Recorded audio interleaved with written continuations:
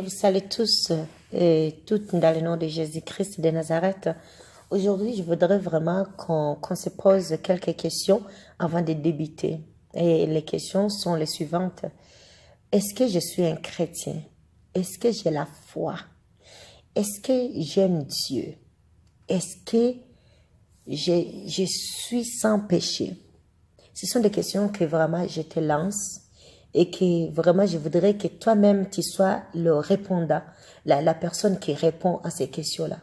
Suite à ce que tu vas écouter, bien-aimé, dans cette audio, dans cette vidéo, je souhaiterais à ce que toi-même tu te répondes et également à ce que vraiment l'Esprit de Dieu t'aide à te donner les vraies réponses exactes. Et je sais qu'en écoutant la vidéo, tu vas également trouver des réponses. Alors, bien aimé, je ne sais pas qu'est-ce que toi tu comprends quand tu te poses la question, est-ce que je suis chrétien? Donc, un bien aimé, un chrétien ne veut pas dire une personne qui croit simplement en Dieu ou quoi que ce soit. Un chrétien, c'est le corps entier du Christ. Peu importe, tu es un musulman, tu es un catholique ou tu es un judaïsme, peu importe ta religion, je vais te dire ceci, que tu es un chrétien. Tu es dans le corps du Christ. Que tu le veuilles, que tu ne le veuilles pas, tu es dans le corps de Christ. Puisque Jésus-Christ à la croix, il a dit que tout est accompli.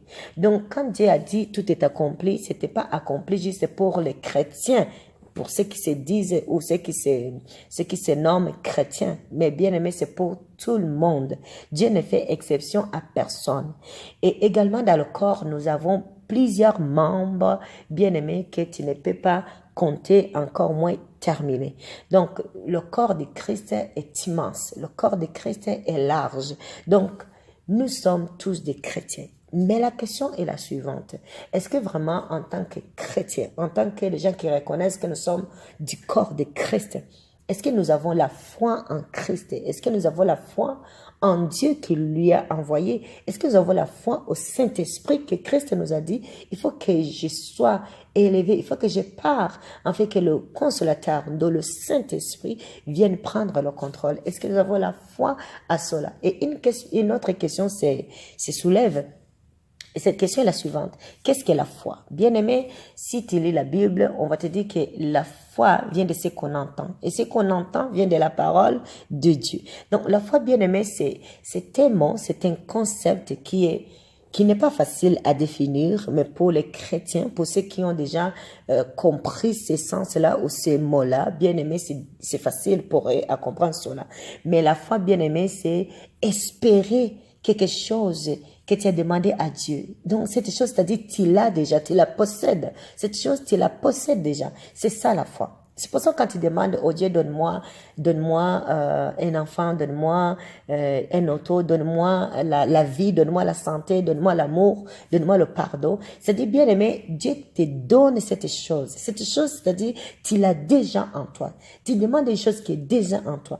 Mais alors, ce que tu dois faire, bien aimé, c'est plutôt commencer maintenant à mettre en pratique. Si tu as demandé quelque chose, supposons l'amour de Dieu, si tu as demandé l'amour de Dieu, tu dois commencer à te comporter comme une personne qui vit l'amour de Dieu.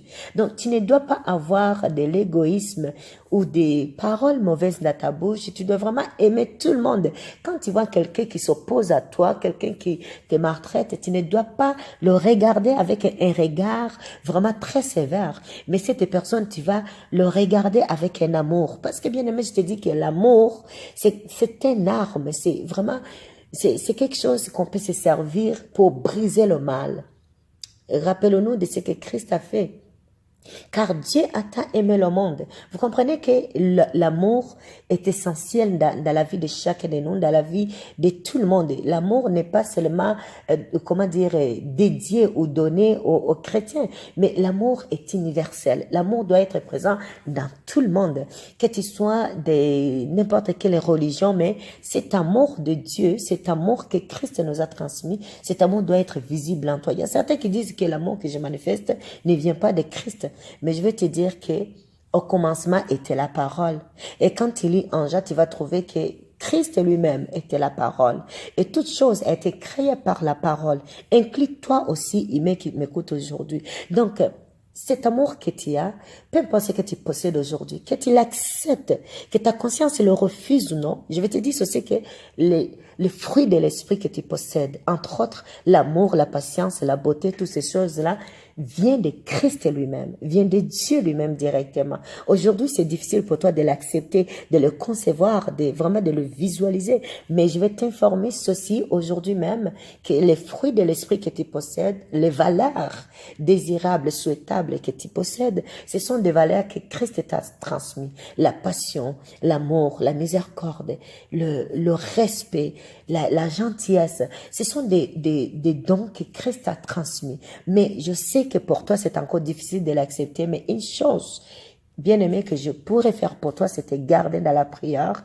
Et en même temps, j'encouragerais les autres qui sont déjà parvenus à cette connaissance, vraiment de soutenir nos frères et sœurs qui ne sont pas encore arrivés à cette catégorie ou à cette vision, je dirais même à cette vision différente, quoi. Alors vraiment que Dieu nous donne cette force d'aimer, cette force de faire quoi? De garder la foi en Dieu. Et bien aimé, quand est-ce que tu peux savoir vraiment que ta foi est ferme? Quand est-ce que tu peux savoir que tu es ferme dans la foi? C'est quand tu vis une épreuve. Quand tu vis une épreuve, c'est là où vraiment tu réalises que j'ai une foi ferme. Mais il y a les gens qui se disent que j'ai la foi. Quand les choses vont bien, quand les choses fonctionnent comme ça, comme ils désirent, quoi. Mais je vais vous dire ceci, même dans les moments difficiles, cette foi doit continuer à être présente. Dans les moments pénibles, cette foi doit continuer à être présente. Je te rappelle de Job. Quand il a souffert, bien aimé, je te dis que sa foi a été éprouvée, a été mise en épreuve par Dieu. Et bien aimé, nous pouvons voir en lui un homme qui a la foi ferme. La Bible ne nous dit pas, bien aimé, que Job est arrivé à insulter Dieu ou à le voir d'une autre façon, à renvoyer des mots négatifs vers Dieu. Non, parce qu'il avait la foi en Dieu. Il a eu la foi en Dieu et il croyait que Dieu pouvait le sortir de la situation. Alors toi aussi, si tu veux savoir vraiment que tu as une foi ferme, c'est dans l'épreuve que tu dois le découvrir. Quand tu vis des épreuves, c'est là où est-ce que tu découvres que j'ai la foi en Dieu. C'est-à-dire ma conscience, mon esprit, mon corps, tout ce que je possède sont sous la direction de Dieu et le secours que je veux ou le refuge que je voudrais, toutes ces choses-là se trouvent en Dieu lui-même. C'est-à-dire, bien aimé, c'est un niveau où est-ce que tu dois t'abandonner, où est-ce que ton ego, donc ta personnalité, ton égocentrisme doit disparaître en fait de laisser Dieu faire quoi? Prendre la place. Je sais que pour les opposants, en d'autres termes, les infidèles ou ceux qui ne croient pas, qui ne sont pas également dans ce niveau de spiritualité, je sais que c'est difficile de croire cela, c'est difficile de s'abandonner à un Dieu invisible, mais qui est visible en même temps. Bien aimé, il est visible quand tu le cherches. Il est visible quand tu fais appel à lui. Il est visible quand tu fais ce qu'il te demande. Alors Job, dans toute son existence, il a toujours été intègre, bon envers Dieu. Et Dieu a toujours été avec lui. Même dans ces moments pénibles, Dieu a été avec lui. Et il n'a pas osé dire un mot mauvais devant Dieu. Mais aujourd'hui, toi, tu vis une épreuve quelconque. Supposons il arrive un décès ou supposons on te renvoie à ton travail ou du moins on te suspend à l'école ou on te vole ou on fait quelque chose vraiment, quelque chose de grave t'arrive. Je vous dis, il y a plusieurs personnes qui vont commencer à dire des paroles qui n'existent pas, qui existent, mais qui veulent en même temps les actualiser. Les gros mots qui existent, je ne sais pas dans quelles études où est-ce qu'ils apprennent cela, mais il y a des gens qui sortent des gros mots comme « Ah !» Donc, cette personne pouvait dire ceci, cela. Et bien sûr, il y a les gens bien aimés qui se disent chrétiens, mais quand il s'agit d'une épreuve qui se présente devant eux, bien aimé, ils ont des conceptions différentes, des idées différentes. Alors, bien aimé, je vous encourage dans le nom de Jésus-Christ de toujours rester ferme. Si vous voyez que dans une épreuve, vous êtes faible, vous êtes découragé, vous êtes au point de dire de mauvaises choses envers Dieu, Essayez d'écouter les anciens de l'Église ou les prophètes qui sont aux alentours de vous, les gens vraiment qui sont pleins de l'onction de Dieu aux alentours de vous, bien-aimés. Servez-vous de ces gens-là parce que ces gens-là sont là pour vous. C'est Dieu qui les a placés pour vous. Alors, bien-aimés, je vous encourage dans le nom de Jésus-Christ de voir une attitude différente quand tu es dans une épreuve. Et la parole de Dieu nous dit, bien-aimés, au verset 9, si nous lisons dans le nom de Jésus-Christ, toujours en 2 Timothée chapitre, 3, verset 8, veuillez me pardonner. On dit, de même que Jeanne et Jambre s'opposèrent à Moïse, de même ces gens s'opposent à la vérité. Ce sont des hommes à l'esprit corrompu et leur foi ne résiste pas à l'épreuve. Alors, bien aimé, ce que tu comprends là-dedans, ou ce que je vais te faire comprendre, c'est que quand tu résistes, quand tu ne résistes pas à l'épreuve, ou pendant ton épreuve, tu deviens un imposant de Dieu, un imposant de Christ, un imposant du Saint-Esprit. Et ton esprit devient directement corrompu. Donc, ta conscience devient corrompue, tout ton être bien-aimé est en désordre parce que tu ne vis pas cette foi, la foi que Dieu nous demande. Alors, bien-aimé, pour comprendre, pour savoir que vraiment tu as la foi ferme, c'est dans l'épreuve. Ne me dis pas parce que tu accomplis des miracles ou parce que tu guéris les gens ou parce que tu prêches bien. C'est là où est-ce qu'on voit que tu es un homme de foi ferme ou une femme de la foi ferme.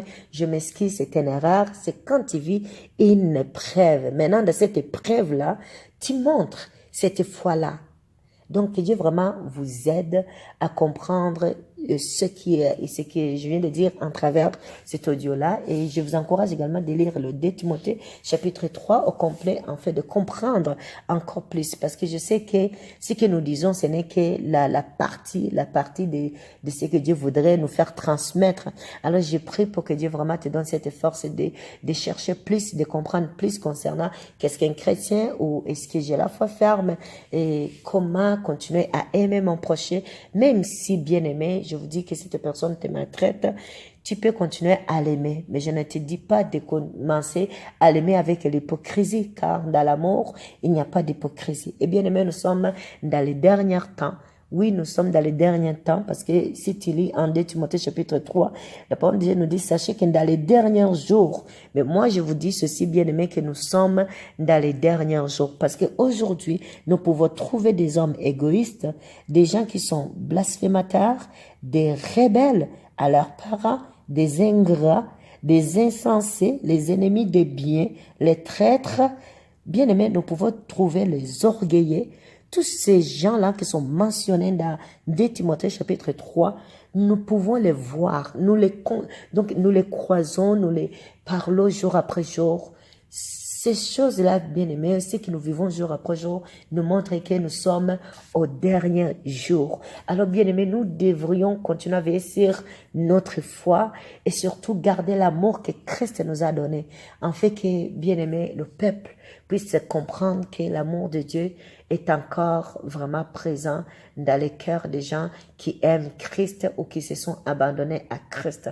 Donc, je m'arrête ici en espérant que vraiment ces enseignements-là ou ces informations que tu viens de recevoir, ça va t'aider. Et si ça ne t'aide pas, bien aimé, j'ai prie pour toi, en fait, que vraiment une parole qui a été dite en travers toutes ces paroles-là, vraiment te touche dans ton cœur et que Dieu lui-même veille sur cette parole et qu'il accomplisse dans ta vie, en fait vraiment de continuer à faire quoi?